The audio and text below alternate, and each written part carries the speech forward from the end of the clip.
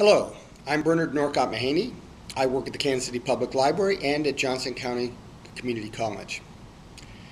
Tomorrow is April 1st, and we start National Poetry Month. And I like to celebrate National Poetry Month by trying to take some time every day to read poetry aloud. Poetry is meant to be heard, not just simply to be seen on a page. This year, in hopes that maybe I can get students to participate in coming years, I'm embarking on a program at Johnson County Community College called the Rhapsode Project. On April 29th at Johnson County Community College, I will spend from 6 a.m. to 6 p.m. reading from George Chapman's translation of Homer's Odyssey.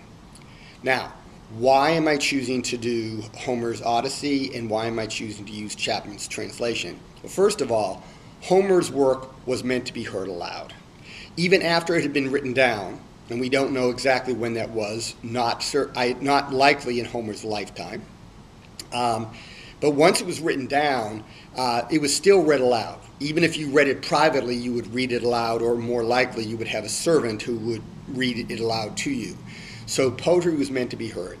But every year, the Athenians would have a festival called the Panathenaic Festival, and part of that festival involved a group of people called rhapsodes who had memorized Homer's text, both the Iliad and the Odyssey, and they would perform it in relay over the course of some days. So every year, if you wanted to, you could hear all of the Iliad and all of the Odyssey again, sort of like a live audiobook. So I want, to some extent, to recreate that experience, though, of course, I can't really do that easily in ancient Greek. Not very many people would understand it, and I'm not exactly sure, given my pronunciation, that anyone would necessarily understand it. So instead, I'm going to be using English translations. And I'd like to use a modern translation, but for this project, I thought I would use Chapman's translation of the Odyssey. And part of the reason that I'm using Chapman's translation is that we're coming up on the 400th anniversary of Chapman actually translating the Odyssey into English. So we're coming up to an anniversary, and so that seems a reason. Chapman is the oldest translation of the Odyssey in English. And the third reason is John Keats, one of my favorite poets, once wrote a poem called On First Looking into Chapman's Homer. It's about an experience that he had with a teacher where they sat down together and spent an afternoon reading selections from Chapman's translation of the Odyssey. Keats himself was not the product of a British public school education, so he had not learned Greek in school. Because he had not learned Greek, his only experience of Greek literature was in translation. And so when he read big chunks of Chapman's translation, to him it was an eye-opening experience.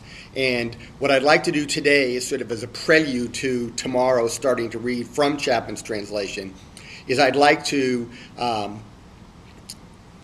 recite, this time from memory, the other times I'll be reading, Chapman's the John Keats poem on First Looking into Chapman's Homer. It's a short poem. Much have I traveled in the realms of gold, and many goodly states and kingdoms seen. Round many western islands have I been, which bards in fealty to Apollo hold. Oft of one wide expanse had I been told that deep-browed Homer ruled as his demesne. Yet did I never breathe its pure serene till I heard Chapman speak out loud and bold. Then felt I like some watcher of the skies when a new planet swims into his ken, or like stout Cortez when with eagle eyes he stared at the Pacific, and all his men gazed at each other with a wild surmise, silent upon a peak in Darien. So that's On First Looking at Chapman's Homer by John Keats, where he compares the experience to reading Chapman's translation aloud with his teacher to an astronomer discovering a new planet. In his case, this would be the planet Uranus, which had been discovered only a couple of decades before, and the discovery of the Pacific by the Europeans. He makes a mistake here. It was Balboa and not Cortez who actually saw the Pacific, but we can forgive him. After all, he was a high school student at the time, and besides, Cortez fits into the poem better than Balboa does. So, on First Looking into Chapman's Homer, Tomorrow, for the next 30 days, I will be reading selections from Chapman's translation of the Odyssey, books 1 through 4, and then books 9 through 12. Can't do it all, but a little bit I think will go a long way, and I'm hoping the experience will be fun. See you tomorrow.